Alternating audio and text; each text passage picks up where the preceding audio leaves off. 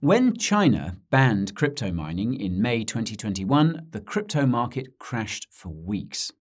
That was until Twitter CEO Jack Dorsey's B-word event in July, which eventually took most cryptos to all-time highs. Now, I suspected that the B-word event would be a catalyst for a bullish reversal before it happened, and I believe there could be another bullish catalyst like it coming up for the crypto market in early 2023. So, today, I'm going to tell you about not one, but 10 bullish catalysts that could take the crypto market out of its current bear market lows. Make no mistake, folks, this is a video you cannot afford to miss.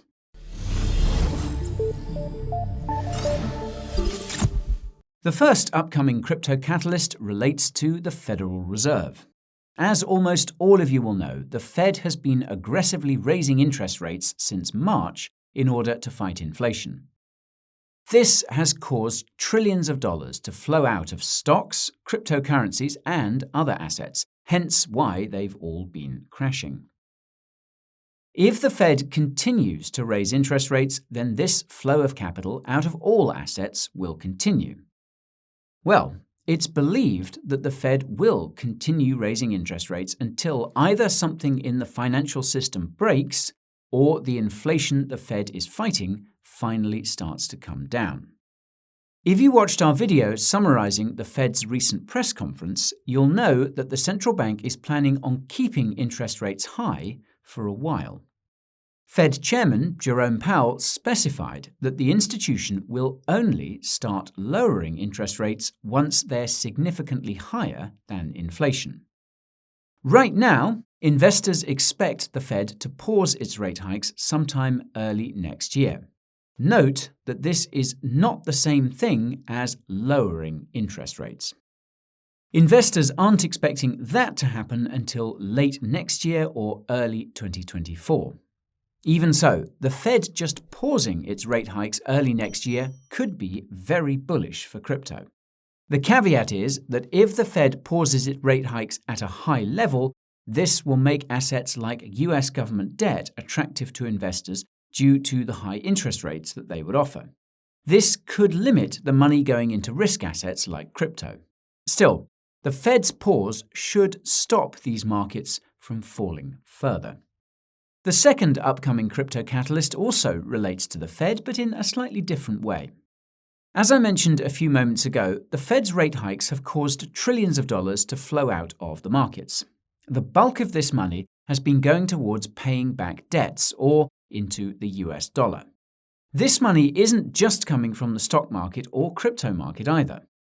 Because the US dollar is the world's reserve currency, many individuals and institutions around the world have dollar-denominated debts. When the Fed raises interest rates, these foreign dollar debts become more expensive. Because the Fed is the only central bank that can print dollars, foreign individuals and institutions must essentially sell their national currencies to buy US dollars to keep paying down their US dollar debts. This massive demand for dollars causes the value of the dollar to go up relative to other currencies. This effect is especially acute in countries that are experiencing energy shortages. That's because the US dollar is also used to pay for energy, be it oil, gas, or otherwise. So, when a country is experiencing energy issues, it must print more of its currency to buy US dollars to buy the more expensive energy. As winter approaches, the demand for dollars from such countries is likely to increase. The Fed's continued rate hikes will also increase USD demand. Citizens of foreign countries could start investing in stablecoins, therefore, to preserve their purchasing power as a result.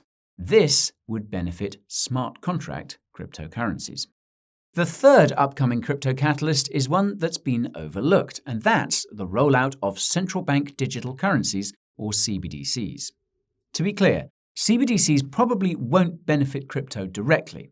In fact, it looks like the rollout of a CBDC seems to be preceded by a crackdown on cryptocurrency by the country in question. Obviously, countries don't want other digital currencies competing with their dystopian CBDCs.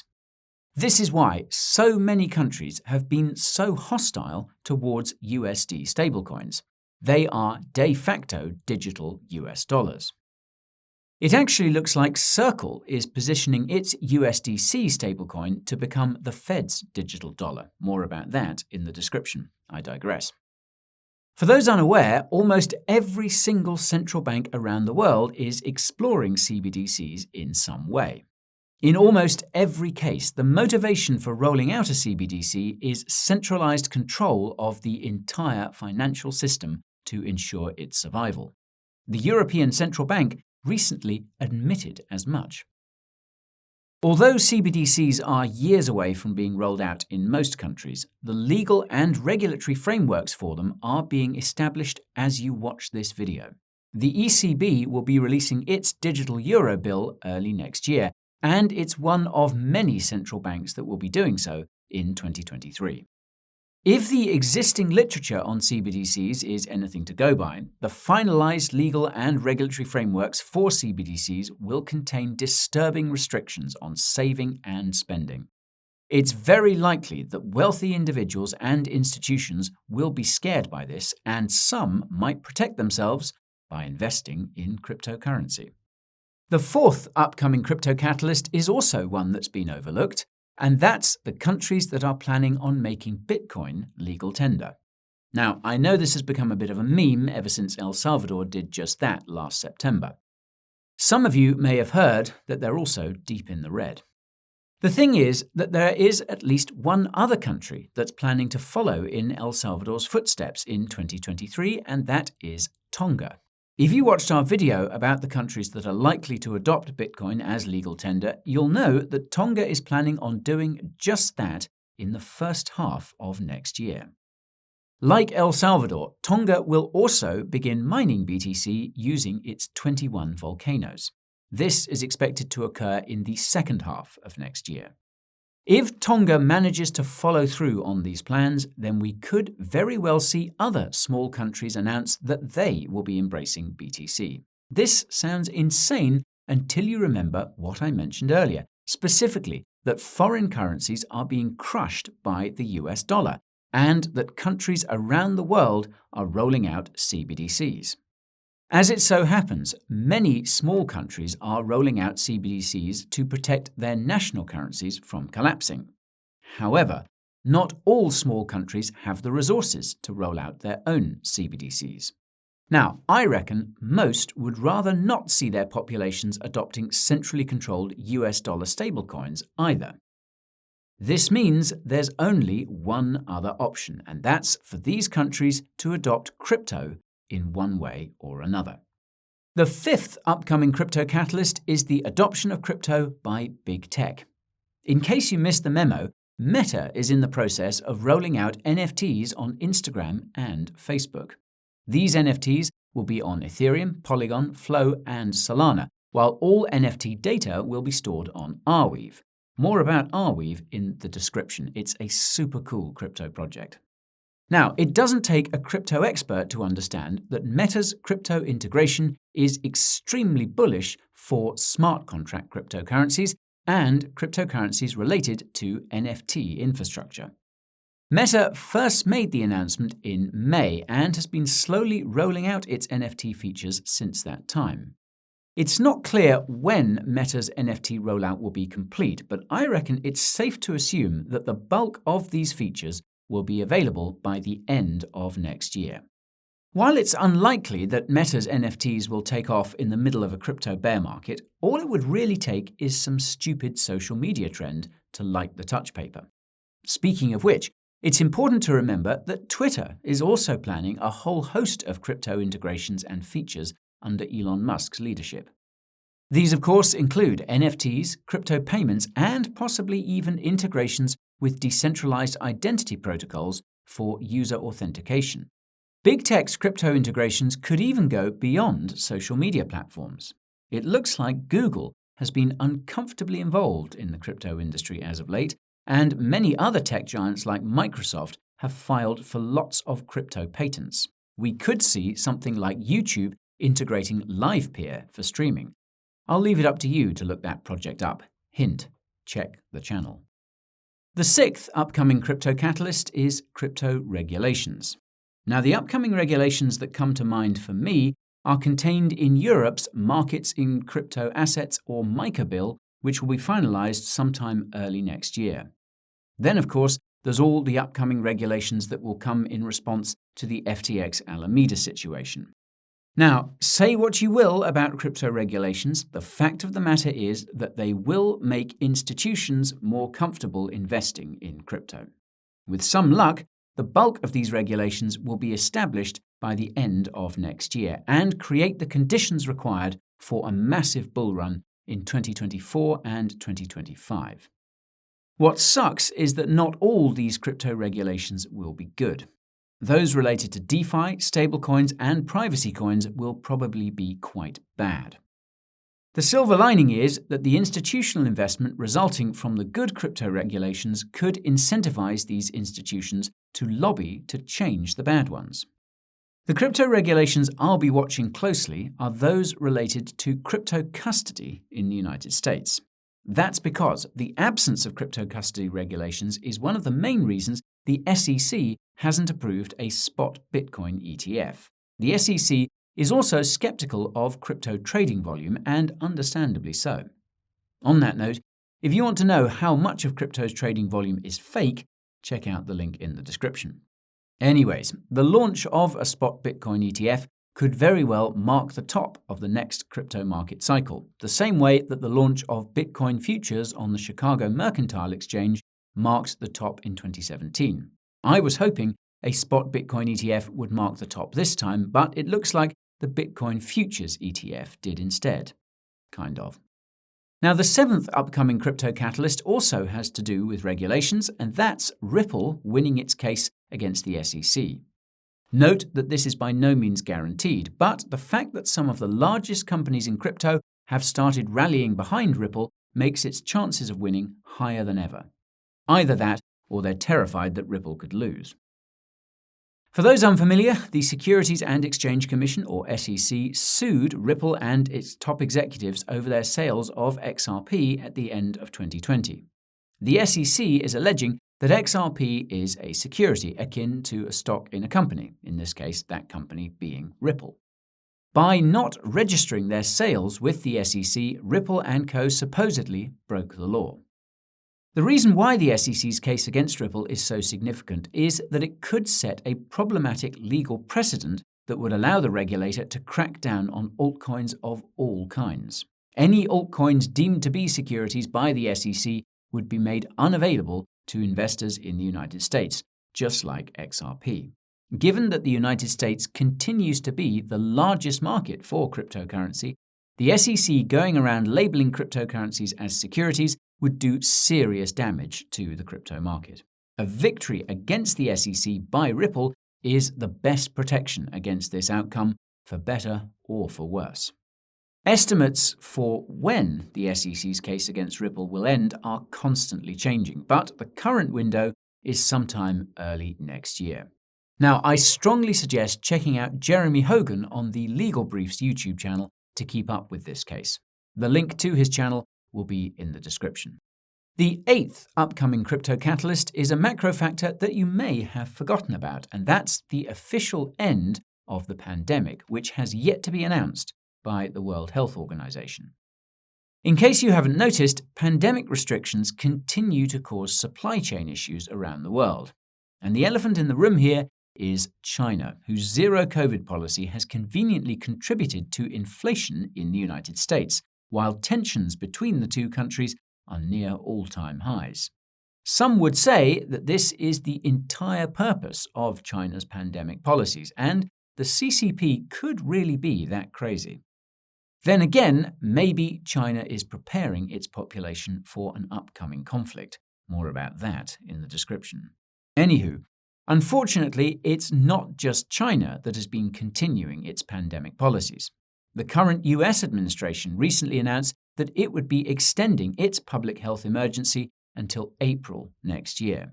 This is coincidentally around the time that investors expect China to drop its zero-COVID crap. Many would argue that the CCP will continue its draconian policy in perpetuity, and that's certainly what many CCP officials have said.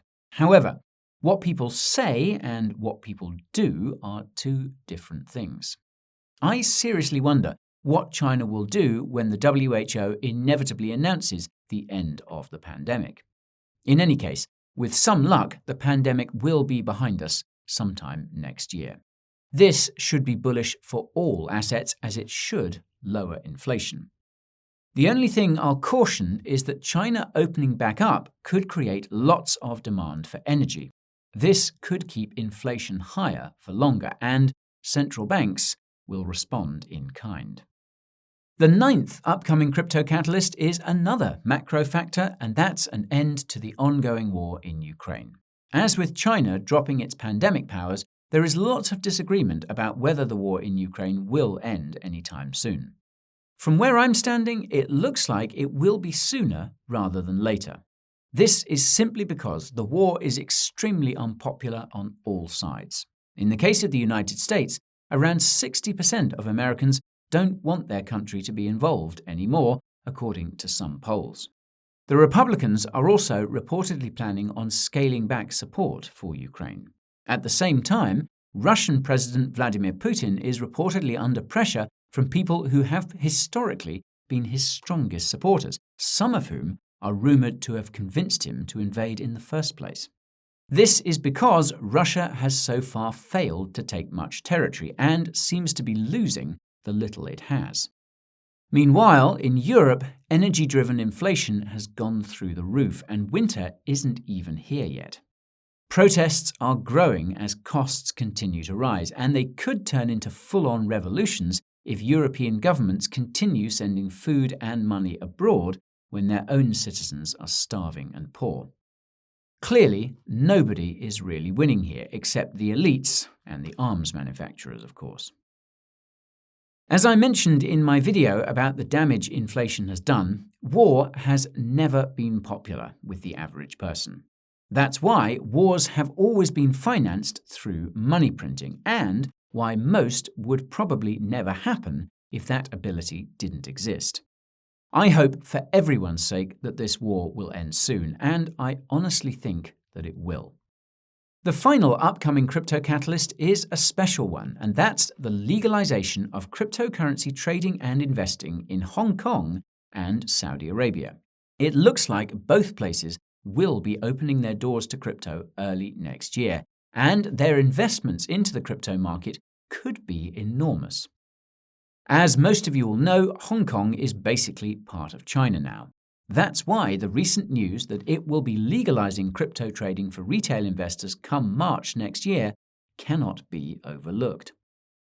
That's because it could make it possible for Chinese citizens to legally invest in crypto via Hong Kong. Now, this is huge because Chinese citizens are reportedly obsessed with cryptocurrencies, particularly altcoins like Cardano and Polkadot. The CCP's ongoing crackdown on crypto has made it hard for them to invest, and it sounds like all remaining loopholes were closed late last year. Hong Kong could be a new one. As for Saudi Arabia, if you watched our recent video about its crypto interests and upcoming supercity, you'll know that the country hasn't seen that much crypto adoption. This is primarily due to uncertainty around crypto's legality under Sharia law, which has kept trillions of dollars of Saudi oil money out. You'll also know that the Saudi central bank recently hired a crypto expert to write crypto policy for the country. This suggests that crypto could soon be legalized in Saudi Arabia. According to Bloomberg, Binance already has boots on the ground. It's only a matter of time, and other Islamic countries could follow suit. That would be bullish. Now, to wrap things up, I want to point out something peculiar, and that's that almost all these catalysts seem to be scheduled for some time next year. I'm hopeful that at least one of them will come to pass, and that might be all that's required to prevent the bottom from falling out of the crypto market. That said, I know we haven't seen the bottom of the crypto bear market just yet. There are many reasons for this, some of them crypto, some of them macro. What they all have in common is high levels of uncertainty, which is kryptonite for investors in any asset class. Until there is some certainty about things like crypto regulations or the energy situation in Europe, the markets will continue to grind lower, regardless of the asset class.